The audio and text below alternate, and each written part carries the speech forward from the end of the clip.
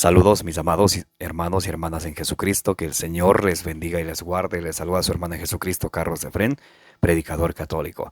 Les doy la bienvenida a cada uno de ustedes hoy jueves 1 de junio de 2023, para que juntos meditemos y nos alimentemos con la palabra del Señor, que es la lámpara para nuestros pasos y la luz en el sendero de nuestra vida, nos dice el Salmo 119, versículo 105.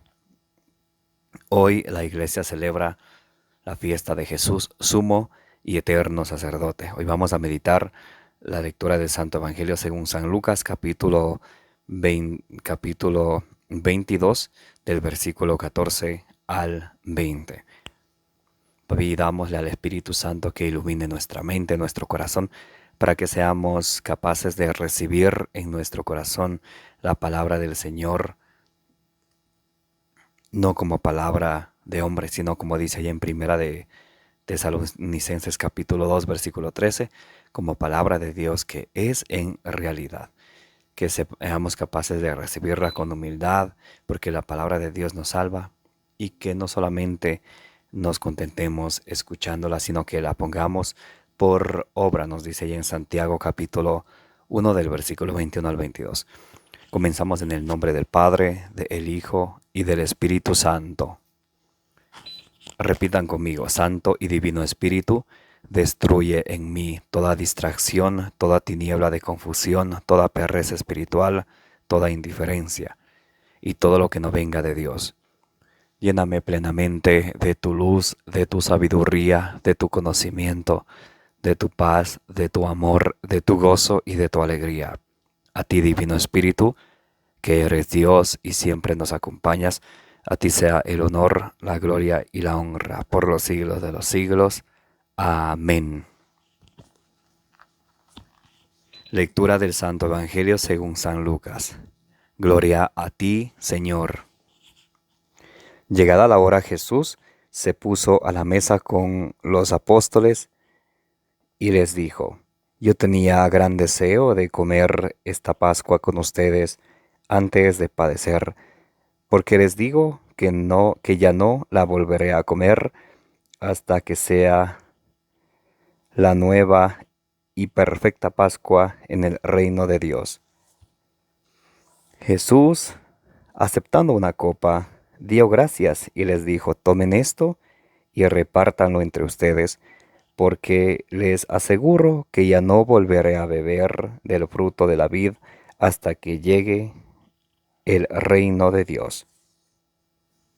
Después tomó pan y dando gracias, lo partió y se lo dio diciendo: Esto es mi cuerpo, que es entregado por ustedes. Hagan esto en memoria mía.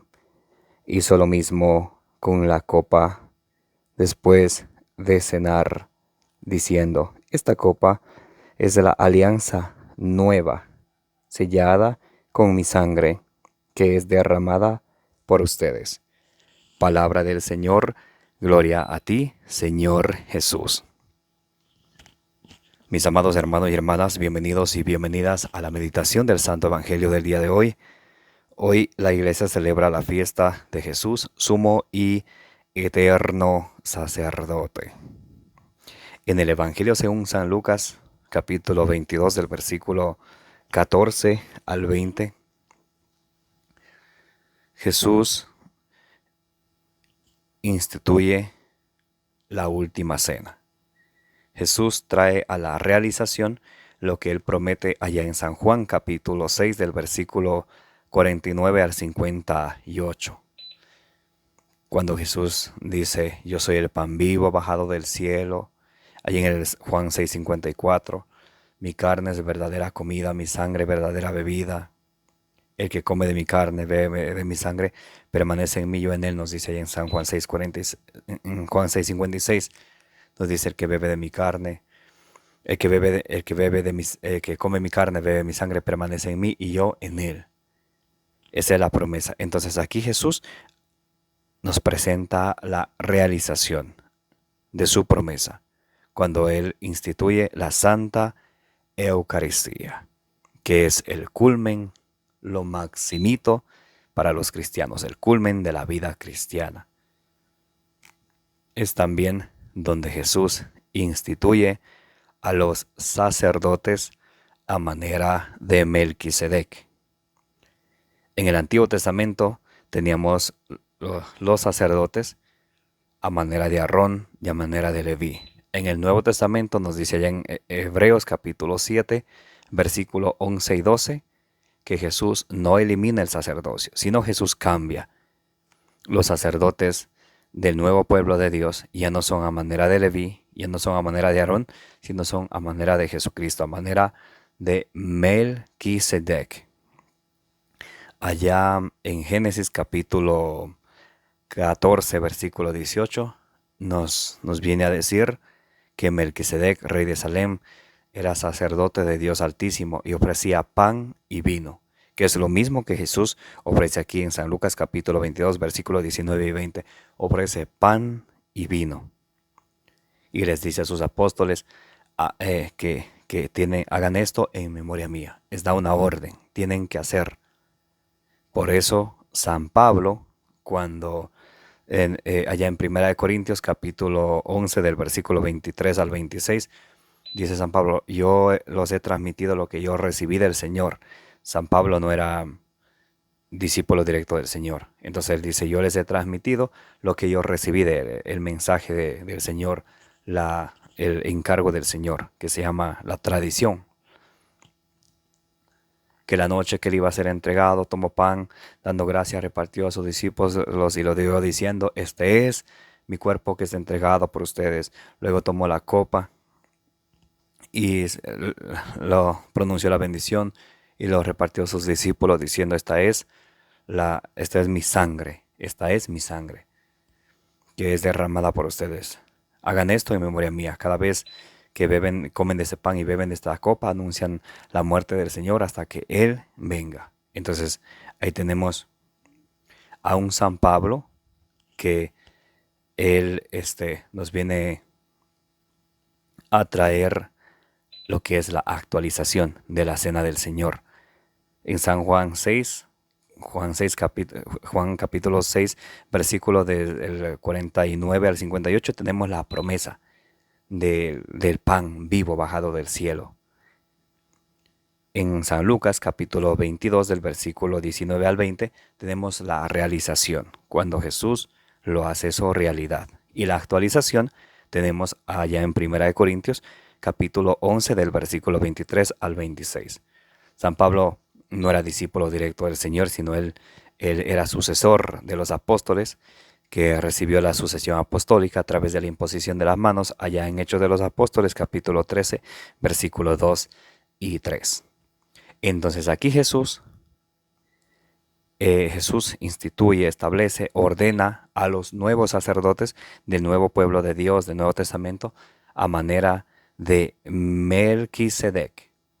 Y por eso nosotros a los sacerdotes tenemos que tener un gran respeto. Por eso ahí en Levítico capítulo 21, versículo 8 nos dice, al sacerdote lo tendrás por santo, porque él ofrece el pan de tu Dios, santo será para ti, porque yo Yahvé soy santo, dice la palabra de Dios.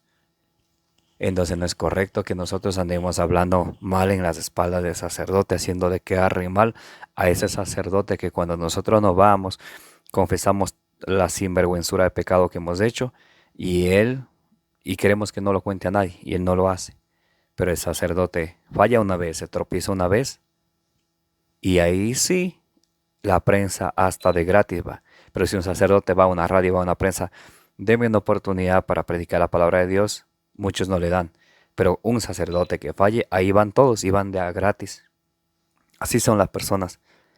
No han leído Levítico capítulo 21, versículo 8, que dice que el sacerdote hay que tenerle un respeto como de un santo.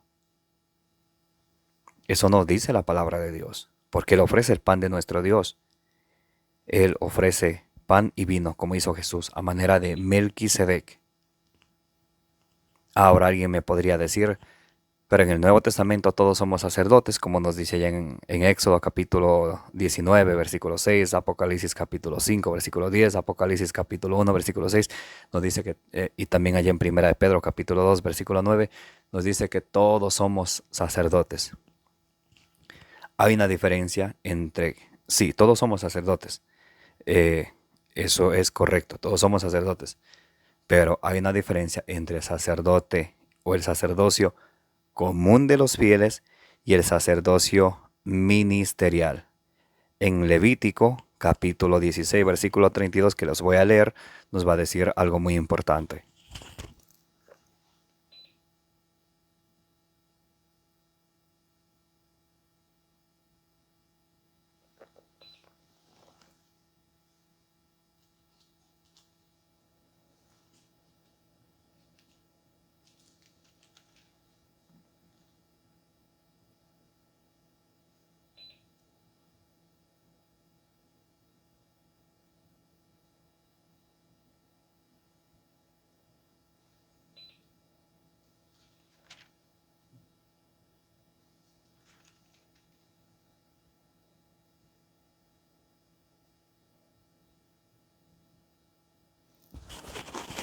Muy bien. ¿Qué sacerdote es el que ofrece pan y vino a manera de Melquisedec, como Jesús lo ordenó en la última cena en San Lucas capítulo 22 del versículo 19 al 20, que le dijo a sus apóstoles, no a cualquiera? Recuerdan allí en Marcos 3, del 3 en adelante, Jesús llamó a los que él quiso y los nombró apóstoles, que significa enviado. A sus enviados que él escogió personalmente, a ellos Jesús le dio una orden. Por eso en el Nuevo Testamento lo que nos dice allí en 1 Pedro capítulo 2 versículo 9, Apocalipsis 5:10, Apocalipsis 1:6, Éxodo 19:6, cuando dice que todos somos sacerdotes, una nación, un reino de sacerdotes, una nación santa, ahí está hablando de sacerdocio común de los fieles. El sacerdocio ministerial que Jesús instituyó, el cual hacen los sacerdotes a manera de Melquisedec, que Jesús estableció en la última cena. Escuchen, Levítico capítulo 16, versículo 32. El sacerdote al que hayan ungido y consagrado para ser sacerdote en lugar de su padre hará expiación. Se vestirá con las vestiduras de lino, las vestiduras sagradas, y hará el rito de expiación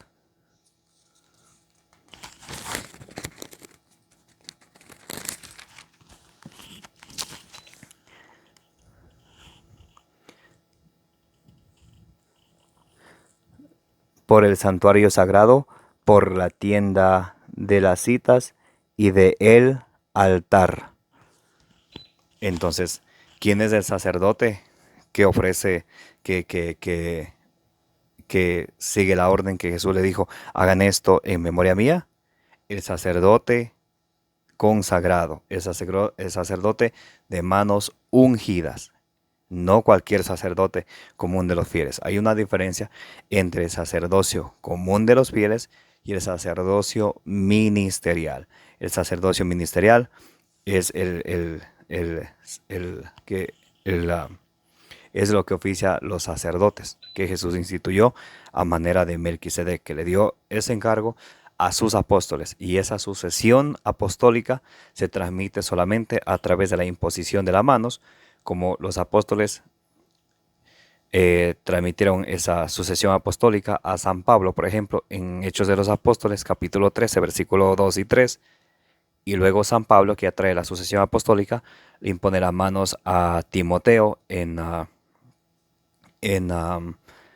segunda carta a Timoteo, capítulo 1, versículo 6. Y también allá en Hechos 19:6, San Pablo impone también a 12 hombres, le impone las manos y reciben el Espíritu Santo y son enviados. Tienen la sucesión apostólica a través de la imposición de las manos, que San Pablo nos explica también allá en la primera carta a Timoteo, capítulo 5, versículo 22, cuando le dice San Pablo a Timoteo que Timoteo tiene que imponer las manos, pero que no se apresuren a imponer las manos. Está hablando del orden sacerdotal. Entonces miren la sucesión apostólica. Los apóstoles imponen la mano a San Pablo impone la mano a Tito, a Timoteo, a 12 hombres más allá en Hechos 19:6. Muy bien. Entonces aquí vemos la diferencia entre el sacerdocio común de los fieles, que somos todos, y el sacerdocio ministerial, que es el sacerdote que hace el sacrificio en el culto, el sacrificio del cuerpo y la sangre de nuestro Señor Jesucristo. Vamos a Hebreos capítulo 5, versículo 1.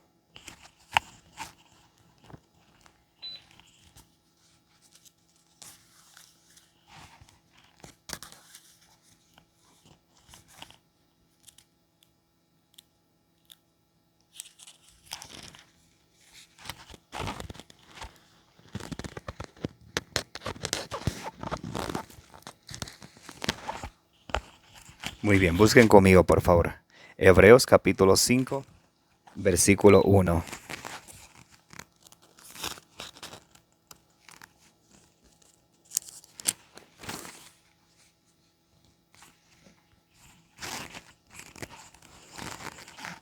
Todo sumo sacerdote es tomado de entre los hombres y los representa en las cosas de Dios. Por eso ofrece dones y sacrificios por el pecado. Entonces los sacerdotes son tomados de entre los hombres. Por eso también son personas como nosotros, con debilidades, con aciertos, con flaquezas. Pero son quienes Dios ha escogido. Son, como acabamos de leer en el Levítico 16:32, los sacerdotes ungidos, los sacerdotes consagrados a ofrecer dones y sacrificios por los pecados. Hebreos 5:2. Es capaz de comprender a los ignorantes y a los extraviados, pues también lleva el peso de su propia debilidad. Entonces aquí nos está diciendo que el sacerdote también lleva su debilidad y por eso nos entiende a nosotros que a veces nos extraviamos y es capaz de comprender a los ignorantes, a los que ignoran, a los que no saben.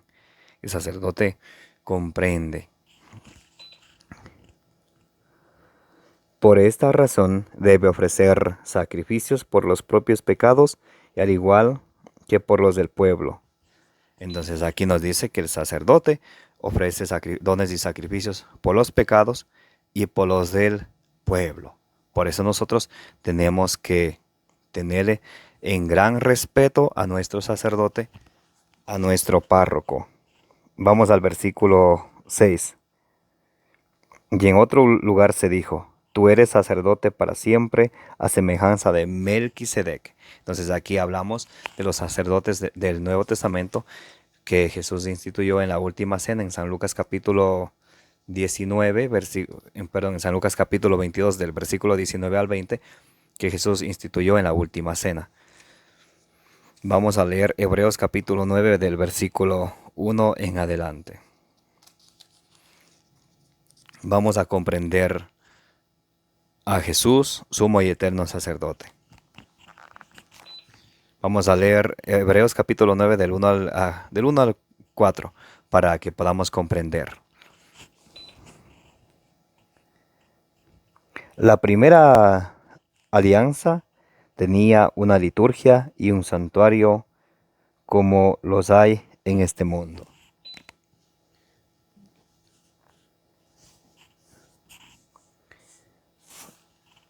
Un primer recinto que fue destinado para el candelabro y la mesa con los panes ofrecidos. Esta parte se llamaba el lugar santo. Entonces en el Antiguo Testamento había dos recintos, dos lugares. Había el lugar santo y luego había el lugar santísimo. Todos los sacerdotes llegaban al lugar santo. Y el sumo sacerdote, una vez al año, entraba al lugar santísimo.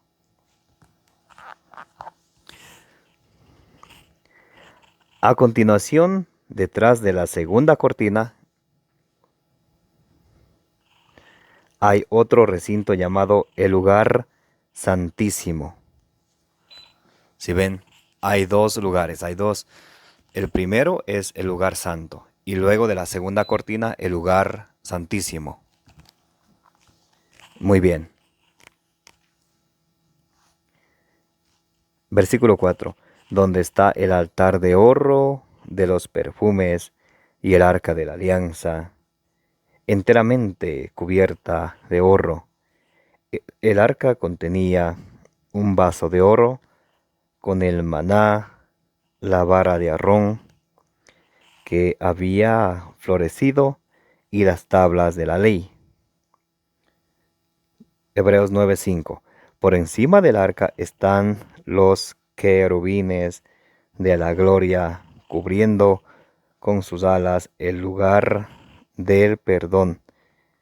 Pero no cabe aquí describir todo con más detalle.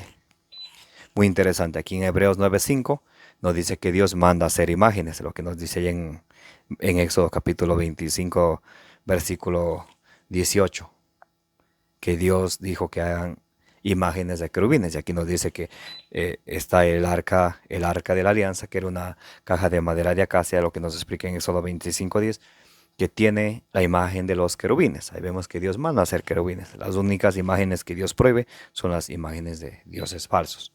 Bien, seguimos leyendo. Hebreos capítulo 9, versículo 6. Cuando estando todo dispuesto de esta manera, los sacerdotes entran en todo tiempo en el primer recinto para cumplir su ministerio. Recuerdan que hay dos recintos, el primer recinto que se llama el lugar santo, el segundo recinto que se llama el lugar santísimo. En el primer recinto que se llama el lugar santo, entran los sacerdotes todo el tiempo para ofrecer, para ejercer su ministerio. Y en el segundo recinto, detrás del segundo templo, entra el sumo sacerdote una vez al año. Escuchemos. Otra vez, en Hebreos capítulo 9, versículo 6. Estando todo dispuesto de esta manera, los sacerdotes entran en todo tiempo en el primer recinto para cumplir su ministerio. Pero en el segundo, tan solo entra el sumo sacerdote una vez al año, y nunca sin la sangre que va a ofrecer por sus extravíos y por los del pueblo. De este modo, el Espíritu nos enseña que mientras esté en pie el primer recinto, el camino que lleva al santuario no está abierto. Todo eso es un símbolo para el tiempo presente. Las ofrendas y sacrificios que se presentan a Dios no pueden llevar a la perfección interior a quienes los ofrecen. Estos alimentos, bebidas y diferentes clases de purificación por el agua son ritos de hombres y solamente valen hasta el tiempo de la reforma. Entonces, ¿qué nos explica aquí? Hebreos capítulo 9, versículo 6 y versículo 7. Nos dice que en el primer recinto, detrás de la primera cortina, entran los sacerdotes todos los días, entran todos los días para ejercer su ministerio. Y en el segundo recinto, detrás de la segunda cortina, entra el sumo sacerdote una vez al año. Y entra con lo que va a ofrecer. Entra con el sacrificio que va a ofrecer con sangre. Sangre, recuerdan, en el Antiguo Testamento era el sacrificio, en la Antigua Alianza era el sacrificio de la sangre de animales. Pueden leerse de tarea por ahí en Levítico 5, nos dice que quien ha cometido pecado vaya al sacerdote, y el sacerdote, depende de los pecados que haya cometido, tiene que llevar un toro, tiene que llevar animales. Y eso, los sacerdotes sacrificaban a los animales y ofrecían por el perdón de los pecados todos los días. Y el sumo sacerdote agarraba todos esos sacrificios y una vez al año iba a la segunda parte al segundo recinto, detrás de la segunda cortina, que se llama el lugar santísimo. Ahora Jesucristo, que hoy celebramos, Jesucristo sumo y eterno sacerdote, Jesús ofreció su propio cuerpo y su sangre para el perdón de los pecados del mundo entero, de una vez y para siempre. Entonces, todos los sacerdotes cuando celebran la Santa Eucaristía, ustedes, si se dan cuenta, el sacerdote abre las manos así y después, primeramente, hay un detalle que todos los sacerdotes detrás de cada súplica dicen: te lo pedimos, Padre, por Jesucristo nuestro Señor, porque Jesucristo es el sumo y eterno sacerdote que entró al lugar santísimo, al cielo, de una vez y para siempre. O sea, que Él hizo el sacrificio para el perdón de los pecados del mundo entero. Entonces, los sacerdotes ofrecen lo que nos dice en Hebreos capítulo 5, versículo del 1 en adelante, donde hay sacrificios por los pecados de ellos y por los pecados del pueblo. Y ellos le entregan a Jesucristo, sumo y eterno sacerdote. Y Jesucristo está intercediendo por nosotros y lo presenta a Dios. Nos dice allá en Romanos capítulo 8, versículo 34. Entonces, por eso ustedes verán que el sacerdote, cuando esté en la misa, los feligreses, nosotros permanecemos siempre, incluyendo en el rezo del Padre Nuestro, con las manos cerradas. Porque Hebreos 5.1 dice que solamente el sacerdote, él es el quien abre las manos y él ofrece y nos representa a nosotros ante Dios en las cosas que a Dios se refiere. Y por eso él abre las manos, toma todas las súplicas. Por eso, oren, hermanos, para que este sacrificio mío vuestro sea agradable ante Dios, Padre Todopoderoso. Y él abre las manos, recoge todas nuestras intenciones y las eleva al sumo y eterno sacerdote que es Jesús. Eso es muy importante. Y para terminar vamos a leer San Mateo capítulo 26, versículo 26.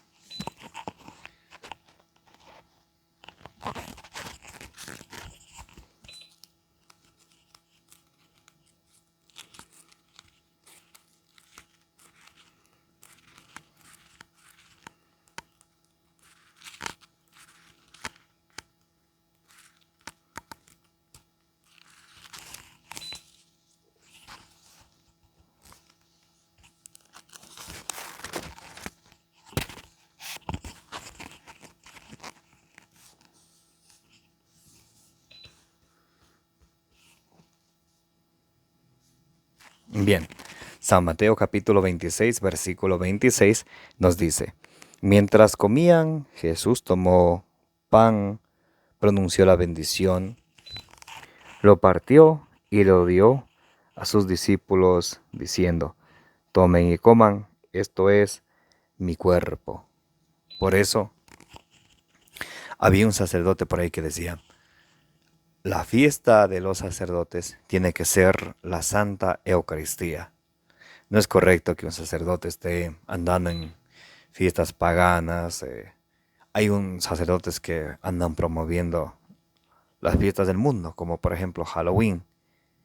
Y algunos que todavía Happy Halloween, algunos. Y eso es malo, eso es diabólico. En las manos del sacerdote no tiene que estar una botella de licor, botella de champán. Jesús, sumo y eterno sacerdote a manera de Melquisedec, el modelo de todos los sacerdotes, en su mano toma pan y vino. Por eso la fiesta más grande para el sacerdote, la alegría más grande, es la Santa Eucaristía. Después tomó una copa, dio gracias y se la pasó diciendo: beban todos de ella. Esto es mi sangre, la sangre de la alianza que es derramada por muchos para el perdón de los pecados. Y les dijo que desde ahora no volveré a beber del fruto de la vid hasta el día en que lo beba nuevo con ustedes en el reino de Dios. Entonces, hoy celebramos a Jesús sumo y eterno sacerdote, a manera de Melquisedec, que ofrece pan y vino. Jesús no cambió el sacerdocio. Jesús no eliminó el sacerdocio, Jesús lo cambió.